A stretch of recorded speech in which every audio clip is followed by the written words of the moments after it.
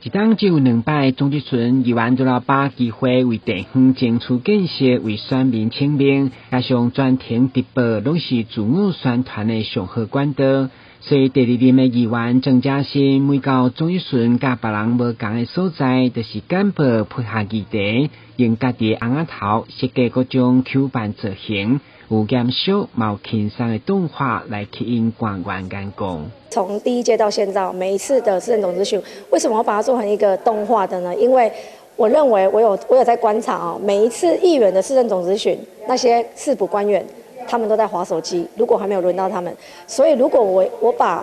整个我的 PPT 可以呈现出一个动画，做成一个比较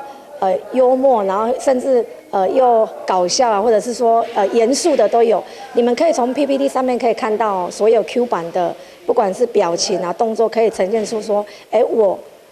所对这些官员所要期许的，也是在提醒他们，让他们可以牢牢的记住，增加他们的印象，这样他们才会重视。议员认真质询的专业态度，嘛反映伫对简报的用心创意。手机当中留下5档来所设计各种版本，拢家己一手包办。虽然爱加开足侪时间来准备，议员欢喜做甘愿受。